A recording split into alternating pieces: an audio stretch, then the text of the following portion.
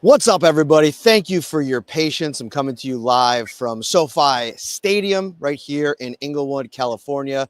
He's Ryan Talbot. I am Matt Parrino. He's all the way back in Olean, New York, waiting up here. Shout 316, one of the best shirts that we've ever worn on this podcast. It turned into an absolute thriller of a game, made it challenging to write at the deadline there, but ends up being a mind-boggling loss as we kind of take you through the last sequence and how things led to it. We're going to get into the special teams. We're going to get into the defense. Sean McDermott didn't mince any words. He said he thought they lost in 2 of the 3 phases of the game tonight. We're going to get to all of that, but we got to start at that 1-minute mark. We'll get into it here. Ryan, how are you? I'm doing well, Matt. Yeah, a lot to get into with this game. Seeing a lot of people in the comments already talking about how things played out for the Bills and an unfortunate waste of quite the performance from Josh Allen. Indeed. So tis the season to save on groceries. We got to make sure that we let you know that before we do any of this. And all of your holiday gifts at Tops. Christmas bonus is underway right now. Shop at Tops. Save $10 at all your other favorite stores and restaurants with over 25 gift cards to choose from. There's something for everyone on your list. And don't forget to treat yourself to some extra savings too. Save on great gifts like toys and games from GameStop or Toys R Us at Macy's, things for your home from Lowe's, that new big screen TV you want from Best Buy, and so much more just by shopping at Tops. Be Santa's biggest little helper, Christmas bonus from Tops. And for a complete list of available gift card savings, visit topsmarkets.com/Christmas bonus. All right, 106 left to play. The Bills are down by 9 points. And they have it after a couple of different plays that led to it. 1st and goal from the 1-yard line after the pass interference on Amari Cooper. 106 to play. They have 3 timeouts left. In that moment, as you're going to line, first and foremost, you do not run a running play, right? Like that's got to be at the forefront of your mind, whether it's Joe Brady, whether it's Sean McDermott, whoever ultimately is responsible for that. And hopefully we'll get to that tomorrow. You have to know that if you run and you don't get in, you stop the clock, you're forced to take a timeout. Once you lose that one timeout, you're basically not getting the ball back, which is what ended up playing out. And we'll get into that as well. So the Bills run a quarterback sneak. That is the call. You have to get in that spot. But if you don't get in, Ryan, you do not call a timeout under any circumstances because once Sean McDermott called that timeout, the game was over. Even if the clock runs down 20 seconds, which he kind of talked about it in the post-game press conference, there's not a lot of great options in that situation. Totally agree. There's not. But the one option that will guarantee you a loss in that situation, or close to guarantee you, Tom Brady put the numbers out on the broadcast. I think it's like a 7% onside kick rate in the NFL. You're not recovering that onside kick 93% of the time. You have to pass the ball 3 times, try to get in, or if you're going to run, let Sean McDermott or let Josh Allen, who is this unbelievable decision maker as a scrambler, go outside of structure and score in that way. And I get it. That 1-yard run is the best play that you have in that situation at the 1-yard line. But the game situation, the game management, you have to understand that's not going to probably work if you don't get in. You're going to lose the game. And either way, so anyway, I get back to that point. Told you I was going to cook on this thing. You're at the 1-yard line. You don't get in. You have to run a play, right? They get it down to whatever it ends up being. I think it's 55 seconds when they finally called, or 102 is that when they called the timeout, and then it went down to 55 seconds. You're going to waste all of that time over the 3 plays that you're going to run on offense. The Rams are going to run on offense, and then you're going to get the punt back. And then, right, the despicable situation that happened at the end with only having 9 players on the field. Should Matthew Smiley be fired tomorrow? I mean, you got the block punt early in the game that ends up being a touchdown. That could have been the difference in the game, right? A lot of people are calling that special teams play a big problem.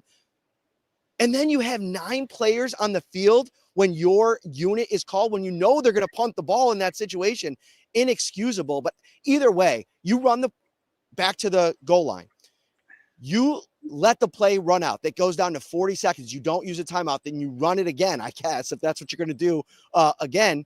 And you score there, which you do. Now you could stop the ball 3 times. You get it back with 30 seconds. Josh Allen was explosive play after explosive play in the second half. You could probably get it into field goal range and at least have a try in 40 seconds. tap in here, Ryan. What do you think? Yeah, so let's start with the play from the 1 yard line. It made no sense to call a QB sneak at that point in time. I know Sean McDermott said post game, it's their best 1 yard play. It's had a lot of success, but you have to factor time into that decision. Now, the way that they were protecting for Josh Allen up front, could they have gone shotgun, spread everyone out, and Allen could have decided to run with the ball up the middle if he saw an open lane? Sure. But that's completely different than bunching everyone up at the line with the Rams doing the exact same thing, knowing exactly what's going to come, versus spreading them out and maybe putting yourself in an advantageous situation where you can potentially get the ball in with Allen. That clock management, it just takes you back to other losses that the Bills have had over the years where they played it poorly, they played it wrong, and they put themselves in a situation, I believe it was 7.3% with the onside kicks, like you were saying earlier.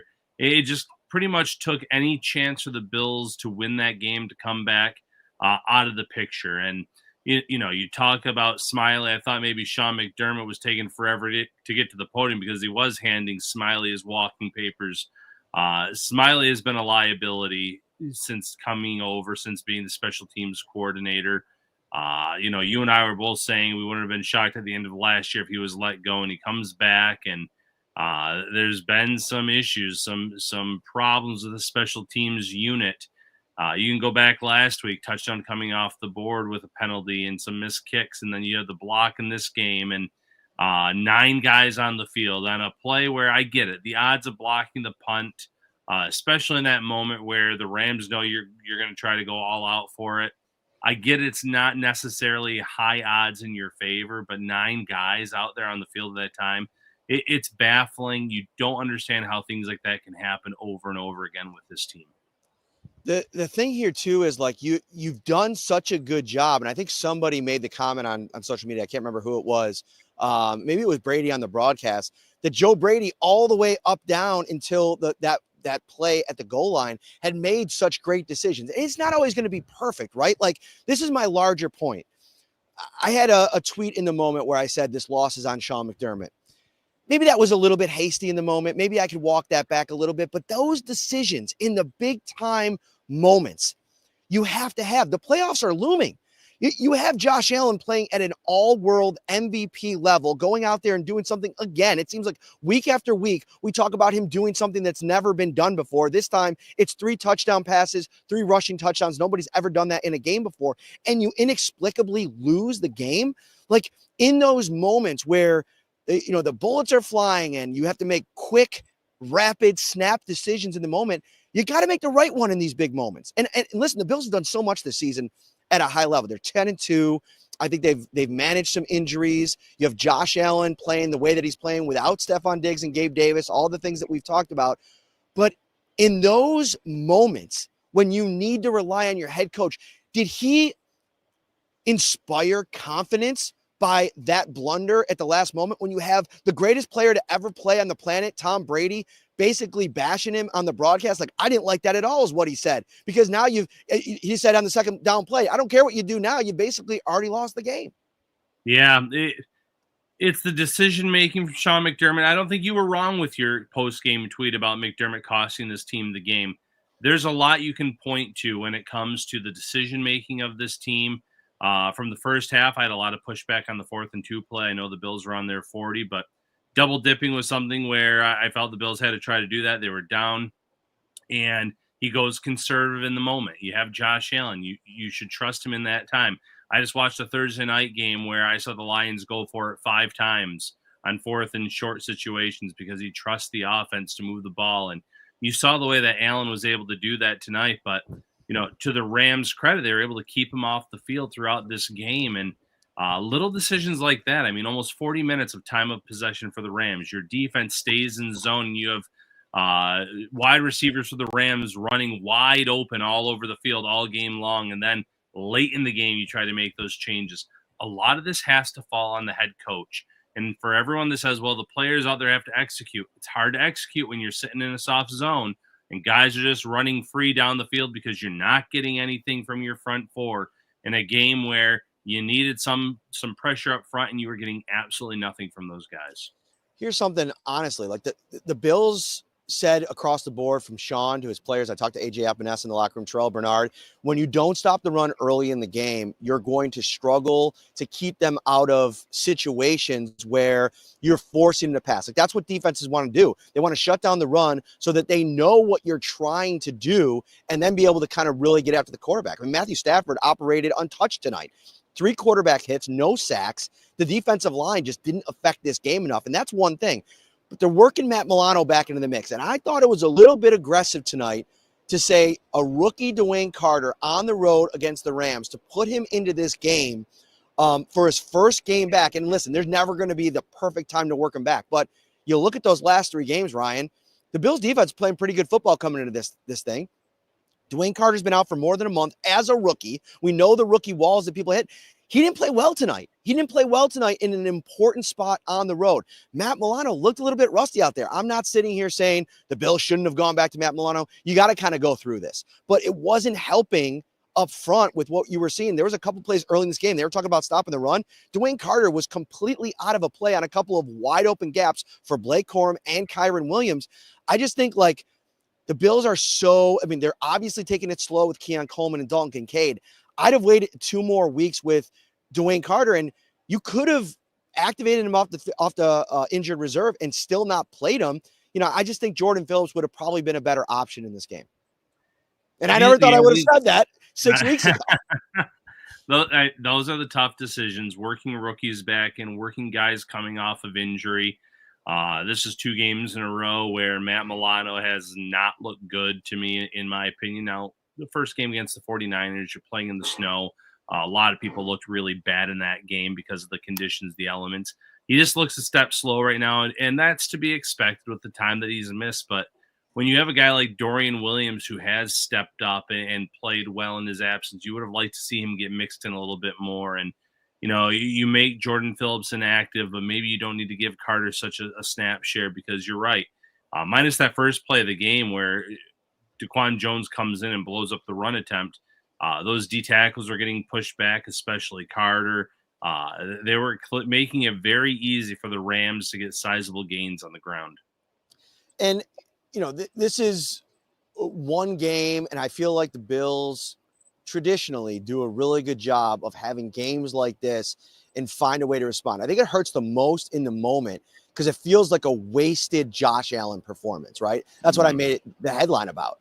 Like, it looks almost worse on Matthew Smiley, on Bobby Babbage, on Sean McDermott, on everybody on this defense. I mean, Rasul Douglas had maybe his worst game in a Bills uniform tonight. I mean, that's something that we got to talk about. What's going on with Kaiir Elam? He's inactive, right? So Jamarcus Ingram comes in the game. Listen, I think he can play in this spot. I thought he was competitive. I thought he had a pass breakup. There was a little bit of a hole, but I thought it was kind of a ticky-tack call. I thought the refs didn't call a lot of egregious offensive line holding penalties on the Los Angeles Rams on a couple of those third downs that were converted. But I think Kaiir Elam, now you might be in a spot. I mean, Douglas didn't finish the game. If he's out this week and can't play against the Lions, now what do you do? Do you go to Ingram? Do you have Kaiir Elam be the backup? We're a year removed from the Kaiir Elam, John Butler saga, but it feels like it continues to be perpetuated with the way that they've handled this player. Honestly, if you don't trust him in these spots, and I get it, there was a lot of moving parts to the roster decisions. I get the logic. It's just you see a deflated Kaiir Elam walking around the locker room, and you wonder, where's his psyche at going into this? And if Rasul Douglas misses a considerable amount of time, don't you need your former first-round pick to be able to step up and play in this spot? Well, Matt, what's the one reason why Kaiir Elam's not playing? It's special teams, correct? He doesn't play special teams. The Bills weren't playing special teams tonight anyway, so how much worse could he really do? They need to have him active for the backup role at cornerback for when they want to try to play man. He has that athleticism. He has the size. He's a former first-round pick. And you look at some of the guys that they had active for this matchup, I have to wait and see what the snap counts look like tomorrow at when they come out. But a lot of guys were not, huge factors for this team. Lewis Seen, who they elevate from the practice squad, they could have easily had him on the inactive list, just give him that game day check, had Kaiir Elam active there. There are players on both sides of the ball. Zach Davidson was another elevation. I'll look at the snap counts there too. But Didn't factor in on the offensive side of the ball for sure, where he was at least getting some snaps. So I get the importance of special teams, but at some point you have to sit there and say, we need to make sure we have our best guys out there on both sides of the ball. And while, Elam has not been one of their best guys, maybe I need to rephrase that. He's one of your most athletic guys. He's someone that you could go to in a pinch, especially if you need to mix in some man, an area where he thrived at the college level. Showed that he had the ability to do that. He is a former first-round pick. The healthy scratches can't be doing any good to his psyche, so that's definitely a concern. As for Rasul Douglas, first and foremost, hope he's okay. Left with a knee injury. Has been outstanding since they acquired him at the trade deadline last year, but he was a liability out there today. 4 penalties, I believe, off the top of my head.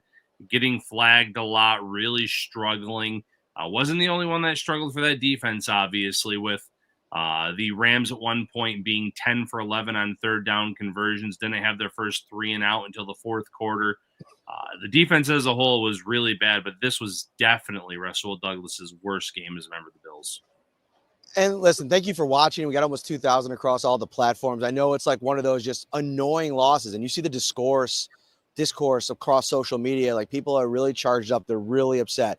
Step back a little bit. Perspective is 10-3. There's some things that they obviously have to clean up. I think throwing Matt Milano into the mix here this late stage of the season, it's why I always thought it was going to be a rotational situation, because, Terrell Bernard didn't want to hear any of this, but I just think that, like, getting him back in the mix after not playing for 13 months, he looks slow at times, right? Like, it looks like he's still trying to find his timing. He lost hundreds, if not 1,000 reps in training camp, practice reps, mental reps. He had to leave after getting himself ready to play again and go back into the rehab room. Like, that's a huge deal. And so you're working a guy back in after you've developed some chemistry across the board. And here's the other piece of this defensive performance. Puka Nacua is one of one in this league. When Brandon Beane talked about how good he was and how mad he was at himself for missing on that evaluation, there's a reason why. Not only is he a physical menace, not only can he affect you in the run game as well. Those jet sweeps, it's like, all right, 1, 2, 3. When is the defense going to adjust and defend that play? I think they ran it twice in the second one in a row. The second one, he goes in for the touchdown. It's like, you got to adjust. Eventually, I think Von Miller made a play on him at one point in the game. But it's other things than that. The guy makes a spectacular grab, Ryan, every single week. He is going to get his. But you got to find a way to take other guys out of the game. And it was Cooper Kupp making big plays in this game. It was Tutu Atwell making big plays in this game. And when they had to have it, Kyron Williams ran over them. This was an absolute no-show from the Bills defense. Yeah, listen, they have some great guys on that team. We talked about Kyron Williams. I was definitely wrong, at least in this moment, about Matthew Stafford. I thought he had taken a step back in some of the games I watched this year against the Patriots and against the Dolphins. But against Dolphins. But he didn't look that good against those teams as they did today. He was firing on all cylinders, and you're right. Puka Nacua, that sideline grab that he made where he somehow floated and got his feet down, and Cooper Kupp holding on to the touchdown in the end zone despite Rasul Douglas punching it away from him at one point and still having, the coordination to haul that in. Tutu Atwell on the fourth down play where, yes, the refs did miss a false start on the right tackle. But still, they weren't able to get home to Stafford. They still kind of gave up that play. That's the frustrating part when you're watching that. Late the Bills tried to mount that comeback. Josh Allen played the role of Superman, literally scoring 6 total touchdowns, closing the gap to 3 at one point, 2 at another. And yet, despite all of that, your defense just couldn't close the gap. They couldn't come up with adjustments to try to double, to try to take away some of those passing lanes or the run lanes on those end arounds and handoffs to Nacua that you were mentioning. It was just a master class by Sean McVay in that offense. Thank you for watching, everybody. Hit that like and subscribe on YouTube. We really appreciate it. If you want to go a little bit deeper, you could join the Shout Buffalo Bills Insider text line. Text 716-528-6727. It's a 2-week free trial and then $3.99 a month after that. Ryan, you were pretty active on the text line today. Yeah, absolutely. Cleared it out pregame with a lot of the questions, comments throughout the game, interacting with the Bills fans. A lot of frustration from the insiders, and understandably so. It just felt like, this game, you don't want to overreact to one game, but with the Bills trying to play for that one seed in the AFC, they could possibly have one slip up. And if this is the slip up, so be it. But now you're going on the road to face a Lions team that has been absolutely dynamite. And I know the Lions are pretty banged up right now. Maybe there's a shot there that something good can happen, but uh, the Bills are going to have to make a lot of improvements to the defensive side of the ball to slow down that juggernaut as well. Speaking of the Shout text line, it is brought to you by Carrie C. Byer, attorney with the law offices of Francis M. Litro, located at 237 Main Street in Buffalo, New York.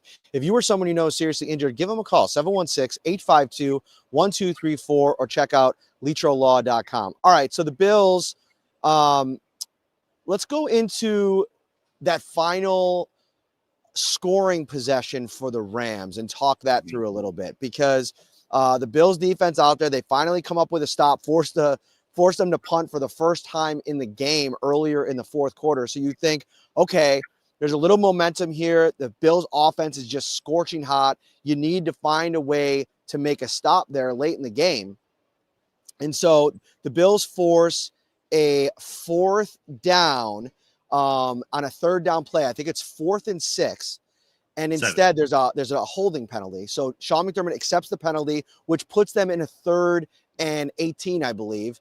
They get almost all of it, or they get more than all of it back to set up an even shorter play at 4th and 5.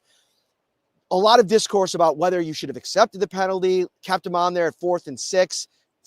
Maybe let them run the play, get them out on the field, although you don't want to use your timeout. So that probably doesn't work there. You have to have a plan for it.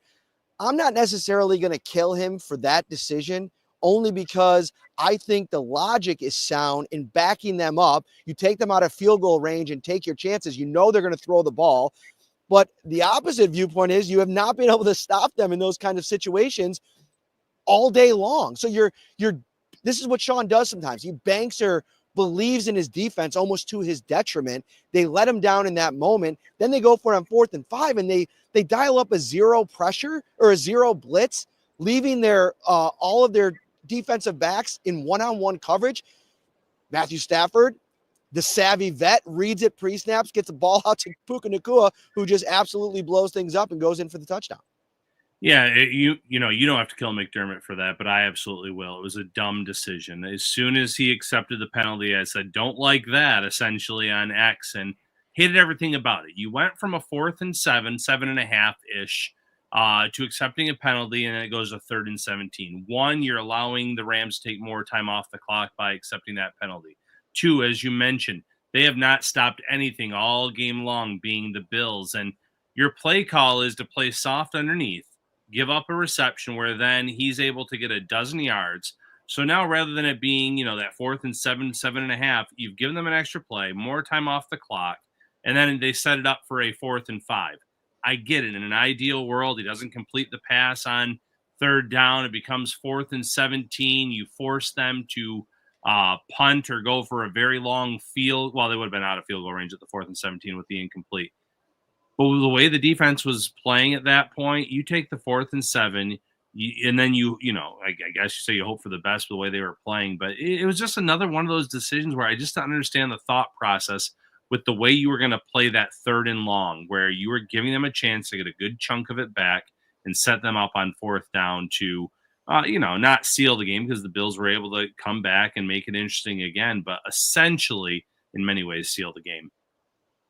Matt Parrino and Ryan Talbot coming to you with a late night edition of Shout, a Bills podcast. Bills fall 44-42. On the offensive side of the ball, Ryan, though, after kind of like a, tricky start, they had the penalty to Josh Allen on the roughing the passer on the out of bounds play that extended the drive. They end up going down and scoring. And then it kind of gets clunky for a little while. They found their stride in a big way. And the guy that supercharged it for them was Khalil Shakir, again, proving his value as a player after the catch with the ball in his hands. He's about as good as it gets in the NFL. That 51-yard touchdown, running through two guys, finding the right lane initially. I mean, breaking down that entire – like it's almost like, that new thing that Dan Orlovsky's doing on ESPN where he puts the vision on and you get to go inside the play. It's almost like in that moment you think Khalil Shakir slowed everything down and assessed exactly where he needed to go. He set up the perfect lane, split the first two defenders. Then on that last one at the 5-yard line, he had the defender that was trailing him almost push him through that last would-be tackler. It was an absolutely sensational touchdown. But that's what Khalil Shakir does. Second 100-yard game of the season. And I thought this was the most complete Amari Cooper game. Some offensive passing game pieces that you have to really like if you're the Bills, because this is a front for San Francisco or for Los Angeles that has been gaining traction over the last couple of weeks. I think they gave them a lot of problems. They completely shut down the Bills' run game, which, talking to David Edwards, talking to Spencer Brown after the game, that could be a real big concern and an emphasis point this week for the Bills. Yeah. So, first of all, Khalil Shakir, that touchdown grab where he catches it in stride, splits the defenders, but then bounces off of two guys down near the goal line to get in the end zone. We've talked so much about his contact balance. It was on display again in that moment, how special it is. Catches the deep ball where he's marked down at the 1-yard line. Later on, contested catch, double coverage with the safety coming over that last minute. He's still able to come up with it. He's just someone that you can count on. And I know he was credited with a drop on a play where I thought Allen kind of just let him out a little bit too far in the middle of the field. Should have been an easy connection. But he has just been so consistent, so good for this offense. Unbelievable performance by him. Cooper, as you said, this was his best performance. You expect that connection with Allen to only get better. And, shout out to Mac Hollins, too. Mac Hollins continues to make plays when his number is called. He's not that top guy at receiver.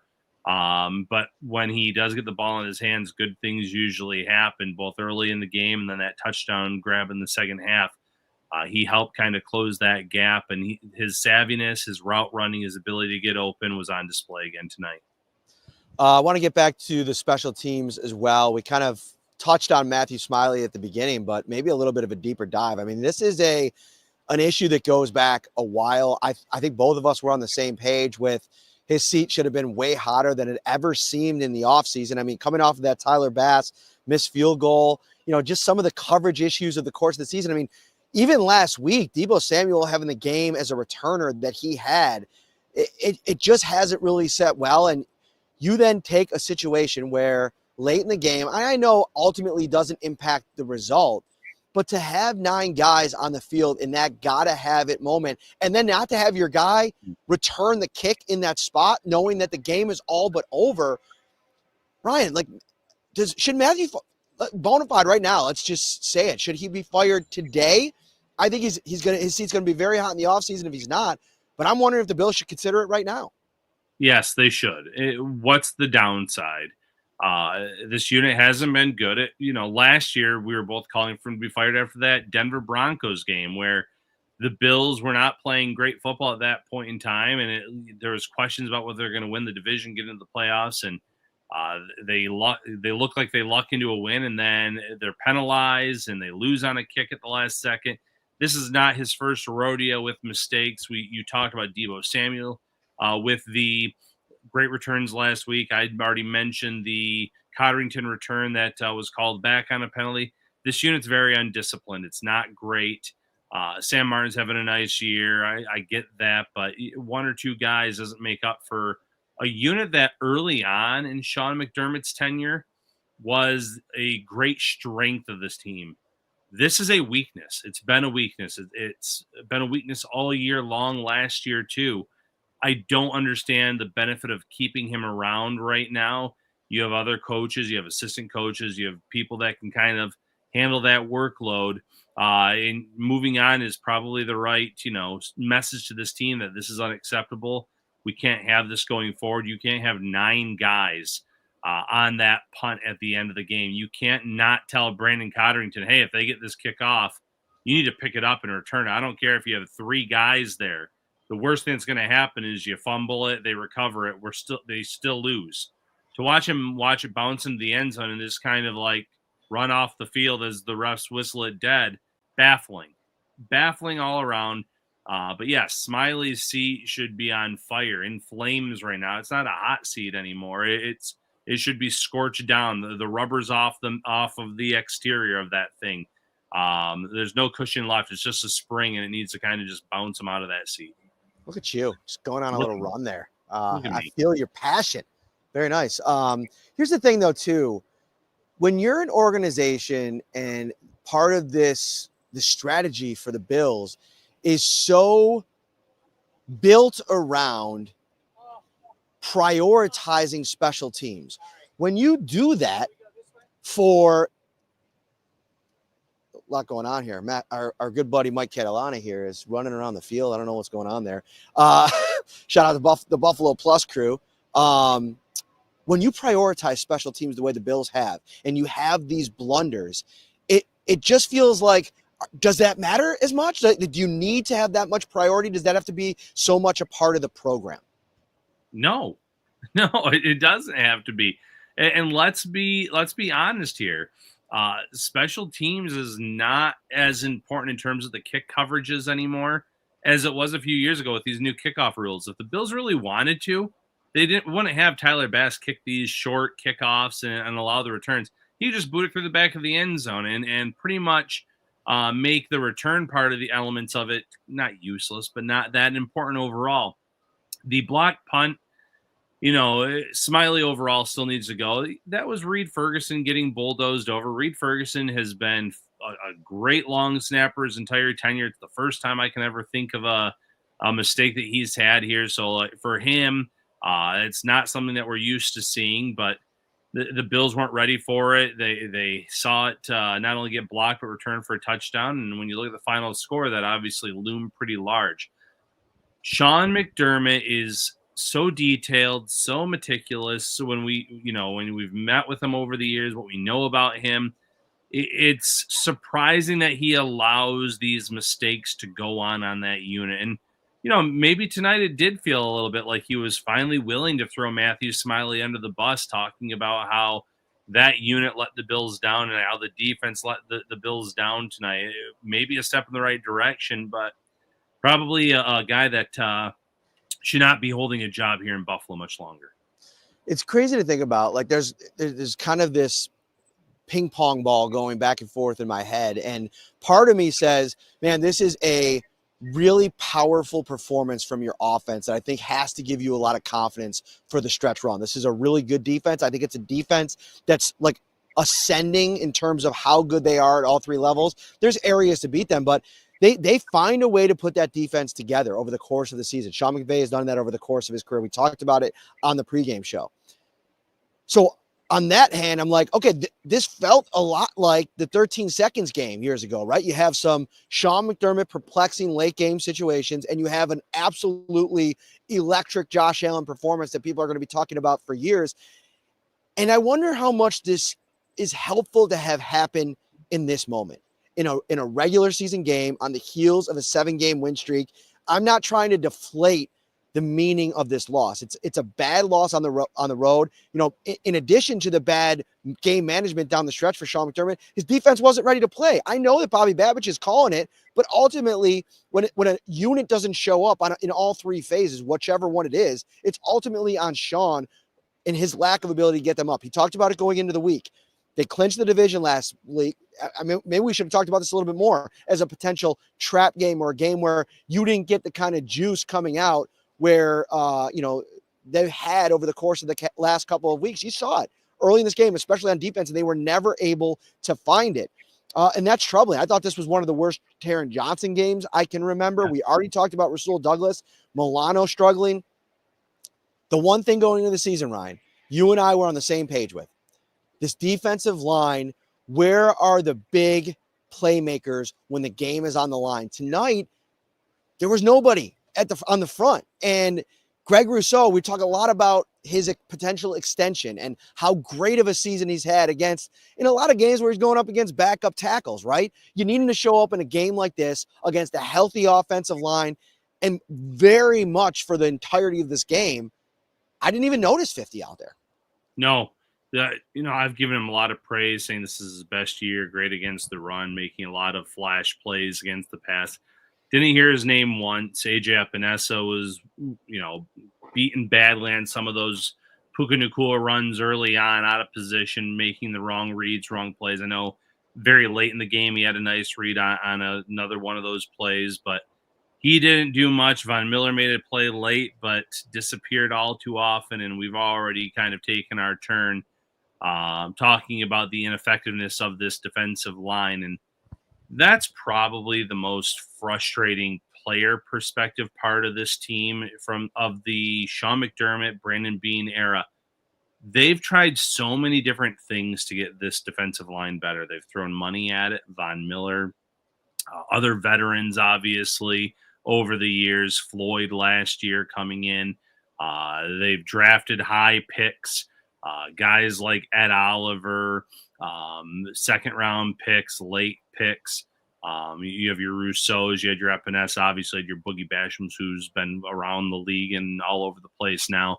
But it just doesn't pan out. And that's, the one thing where you look at these teams that, watching the Chiefs game tonight, and it's a 14-13 game, but man, that D line was just teeing off on Patrick Mahomes tonight. And you see those X factors. The Bills just haven't been able to find that guy. And it costs them more times than not. And you worry about that rearing its head again come playoff time. That's been the biggest issue is the defensive line no-shows. Quarterbacks have all the time in the world to throw the ball. The run game works. Tonight, you hope it's a wake-up call for this unit and that come January that this is something that they can learn from. It's troublesome, though, because this is a story we have seen before, and in another big game, this D-line was a no-show. Shout out to one of our insiders, Jonathan. He sent along a text. It's crazy to think that McDermott has blown at least 3 of Allen's top 7 all-time performances with poorest defense combined with in-game decision-making. The 22 Bills-Chiefs divisional game, 13 seconds. Allen had 400-plus total yards and 4 total touchdowns.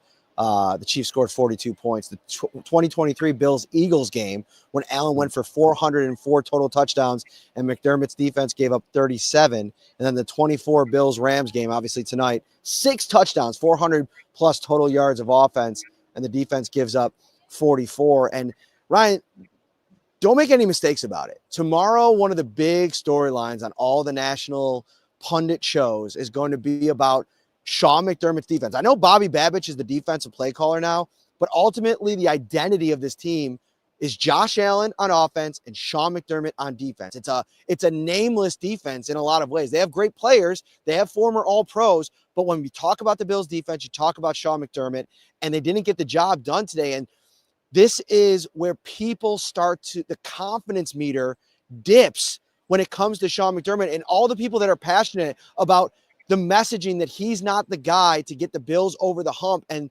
this narrative that he's wasting Josh Allen's prime years of his career. These are the moments, these are the games that lead into that narrative. And I'm not saying they can't get into the playoffs and change the narrative. Find a way to be the guy in those big moments. When you have these big time moments on national TV, game of the year type stuff, and you lose, and McDermott has a hand in it, it really hurts his cause when it comes to the people that are just saying he can't get them over the hump. Right. And, post game tonight, he was very complimentary and rightfully so about Josh Allen and his performance. But in my mind, he probably hated that that's what the offense had to look like in this game, where it was Josh Allen playing Superman, Josh Allen slinging the ball, the Bills being one-dimensional on offense. They had a very Brian Dable offensive coordinator vibes to it in terms of the way that they had to play because they were so far behind at times, 17 points starting the fourth quarter, 17 points a few times in that game. He's said time and time again how he wants this team to be balanced, and they couldn't get the run game going, and then they get behind. And his vision in terms of what he wants out of this offense, I really do feel like for the most part of the season they've been able to do it, but tonight was a reminder where you can't necessarily be that vision of an offense, of a team where you can run the ball a lot, try to get the ball into the hands of Cook and Ray Davis and Ty Johnson. If you can't hold your own on defense, and Ty Johnson, another guy that we probably should shout out, the screen pass, some big plays early on in this game, another guy that really did step up. But everything in terms of what in McDermott's world is complementary football, and they couldn't do that tonight. because 2/3 of this team failed the Bills tonight, the special teams and the defense. And a lot of that has to fall on your head coach. Don't get it twisted either. I mean, Matthew Stafford's on an absolute heater. I saw a stat. I think it's in his last 4 games. He's got 10 touchdowns and 0 interceptions, maybe his last 5. The Rams are going on a run. I mean, they were a couple games under 500 a few weeks ago. They're getting healthy at the right time. The offensive line looked a lot better. This is a good Rams team.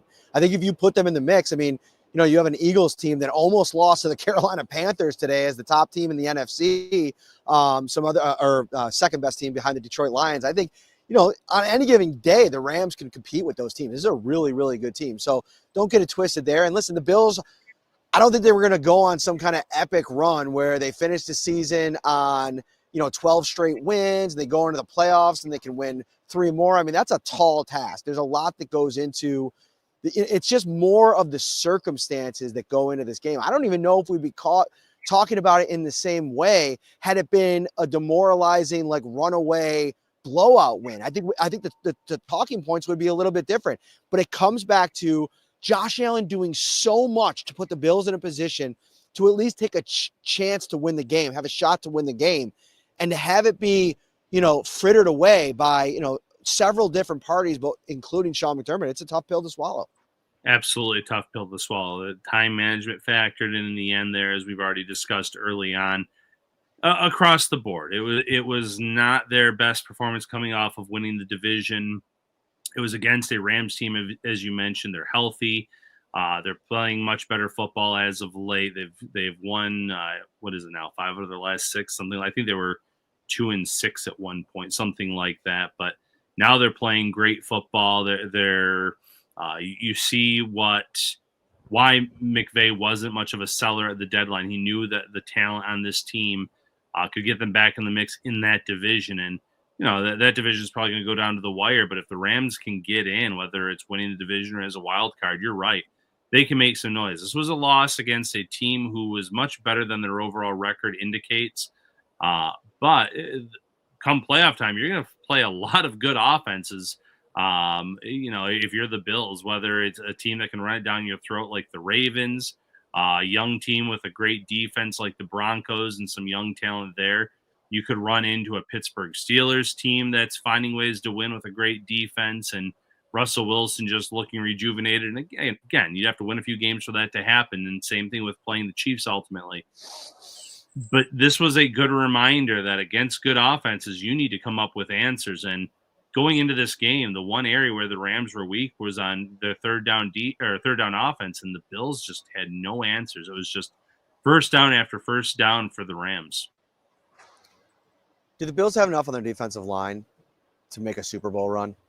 One of the things that I've said numerous times over the course of off seasons, in season, is one of the things I really wanted Brandon Beane to do, as great of a job as he's done building this roster, pivoting multiple different times, there has not been the same attention to detail, in my opinion, on the defensive line, specifically in the draft, or as he's had on the offensive line, which I feel like he's hit out of the park after years of trying to trial and error, figuring out different things. Now, Aaron Kromer is a big piece of that. I saw a comment here on YouTube about where's the Aaron Kromer that you could put for the defensive line? Can you find that kind of guy? And that could be a part of this conversation.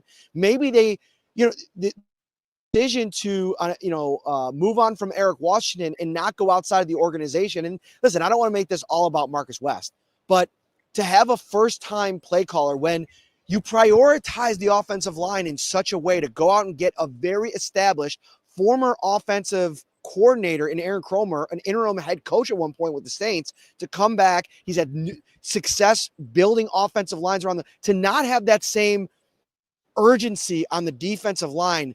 I fear that could really come back to haunt them. And they've not done what I've asked them to do the last couple of things. And I know Brandon Beane's done a lot of things that we've asked him to do. One of the things he has not gotten that big game-changing type player in the interior of the line.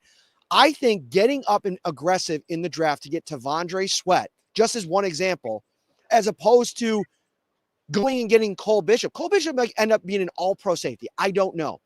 But for what you needed right now, I think Sweat on this roster makes a bigger impact in year one than Cole Bishop did. And this is This is the championship window that everybody's been waiting for, a time for the Bills to really compete for a Super Bowl. The AFC is down like it has not been down. The Chiefs are beatable.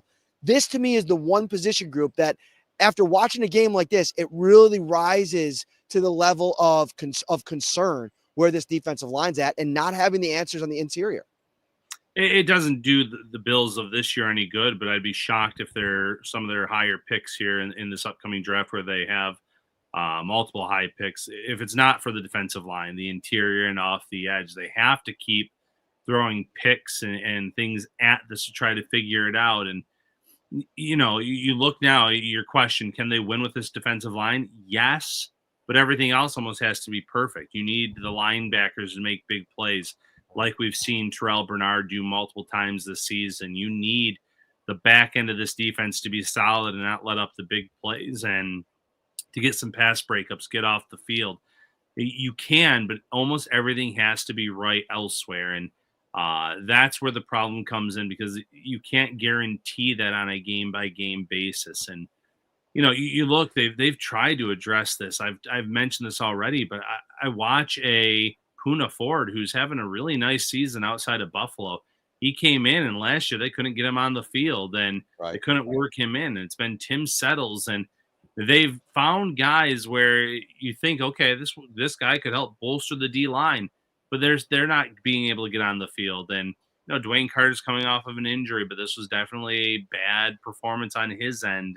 But that was for everyone on this D line, so it's definitely a problem. Can they win it all with the current roster? Absolutely. But the D-line needs to make a play or two here and there. And like I said, the rest of that defense needs to really step up to be able to hold their own. They would have to get really aggressive to get up and get Sweat, right? Like Brandon Fisk, Sweat, they went 38 and 39. They ended up getting Cole Bishop all the way down at 60. So they'd have to give up some capital. But then you go back a couple of years ago, and I could bring up the draft right now. I don't have it in front of me. We don't have time to bring it up right now. Maybe we'll do that over the course of this. Where would they be if they had taken a defensive tackle instead of trading up for Kyer Elam? Whoever was the best defensive tackle in that draft, the highest guy that they had graded on their board, or maybe trading back because of the value of that position. I don't know. I think that's going to be something that, if you look back at this, the Bills don't end up winning a Super Bowl and the defensive line continues to be this piece. I mean, Ed Oliver, I can't believe how invisible at times Ed Oliver has been this season. And Sean McDermott said tonight, you can't just blame it on one day. But I guess I get it. I get it. There's a lot of blame to pass around, but you're also paying Ed Oliver $15 million a year to be your bona fide star or close to a star on the interior of a defensive line. And it's, it's almost confusing because they pay him last year before the season, and there's a lot of people upset about it. Then he goes on, has this monster year by his standards, best season of his career, and you think that he's going to be able to take that next step in this system and in this defense. And you're right. This has been a year where he has disappeared more times than not. He has not had those impact plays. He's not consistently getting after the quarterback.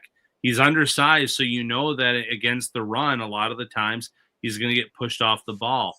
It's the consistency. That seems to be the word where this unit lacks, the D-line as a whole. Consistency with Greg Rousseau, consistency with Epinesa, with Von Miller, with Ed Oliver, Daquan Jones, and the list goes on and on. And it needs to be addressed. But obviously, this is a year where they're trying to win a championship. You mentioned it, down year for the Chiefs, or another one possession type of game where I'm sure at the end some weird thing's going to happen and the Chiefs will have a bounce go their way. But it's still a conference that's up for grabs.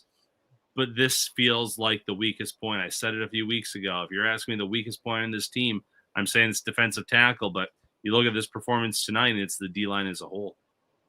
Good intel from our buddy Scott Miranda. There was nobody good on the board in the 2021 draft. Was that when the Bills took Elam? Was that the Mozzie Smith draft where the defensive tackles just weren't very good? It might have been, and they Come on, Ryan. Cowboys you're the draft guy. Come on.